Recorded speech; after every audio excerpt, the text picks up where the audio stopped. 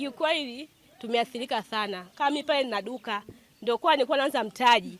Kwa hiyo unga wangu umeenda, sukari na vitu vya nafaka vyote vimeenda na maji. Kwa hiyo tunaomba serikali itusaidie miundombinu iwe salama. Wananchi tunateseka jamani. Kijiji chetu wote tunaathirika. Tunaomba serikali tusaidie. Asante. Imetukumba ndio maafa ya maji kama hivyo, yamebomoa nyumba, vyombo vyote vimeloana. Kwa hiyo hata kwa kwenda hatuna. Waje watusaidie. Watuletee vyakula vya kulalia, maana vishaloana vyote. Hata kwa kwenda hatuna. Kama mnavyotuona hivi. Nimepatwa na majanga ya kuingiliwa na maji ndani ya nyumba. Nimeharibikiwa kwa mfano mahindi, unga, vyote. Mahindi tulijaribu kuokoa lakini tumefanikisha debe 2 tu. Yaliyo mengi yameenda, maana tulijaza kwenye mapipa na maji yakawa yanapita juu ya madirisha.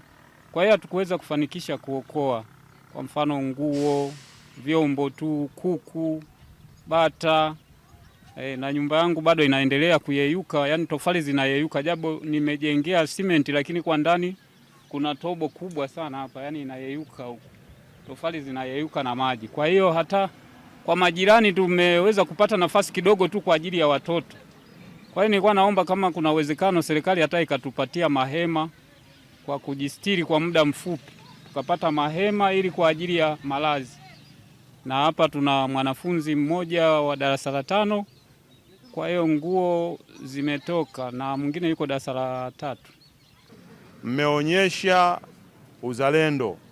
Mlianza wenyewe kutoa ile miti pale kwenye karavati. Kwa umoja wenu, huo ndio uzalendo. Linapotokea tatizo hili, hatutupii mzigo tu serikali. Tunashirikiana wote na wote tuna sababu ya kupigania pale jambo linapotokea, tushirikiane ili tuone jambo linakwenda vizuri. Kwa kufanya vile mmeweza kuokoa maisha pale. Manake yale maji yanakuwa mengi, yangeweza kujaa zaidi kwenye nyumba huku, lakini nyinyi mmechukua maamuzi na mkafanya jambo zuri sana. Sasa jamani, nchi nzima mnaona maji haya, neema hizi alizotupa Mwenyezi Mungu zimejaa na zimezidi. Kwa hiyo yale maji tulikuwa tunayalilia mwezi wa 11 pale, kuna watu walianza kukata tamaa na hata wakulima kabisa. Wanasema mwaka huu bwana pakavu. Sasa Mwenyezi Mungu amejibu, maji yamekuwa mengi. Na huu ndo tuko mwezi wa 3 tu. Jamani, tuna mpaka mwezi wa 4 mwishoni. Kwa hiyo tujipange. Lakini niseme tu machache. Madhara haya jamani ni nchi nzima. Kwenye wilaya yetu kule Idodi kuna kaya 59 zimeathirika. Hapa tarafa yetu kaya 255 watu wanahitaji chakula, wanahitaji magodoro, wanahitaji mablanketi. Hapa tujienda Pawaga. Kwa ujumla tuna kaya zaidi ya 300-400 wilaya nzima ambazo zinahitaji. Kwa hiyo uhitaji upo. Kuna wenzetu wanahitaji chakula.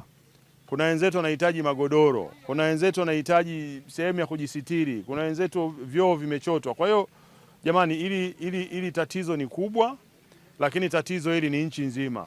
Hatuko peke yetu. Lakini tushukuru sana serikali.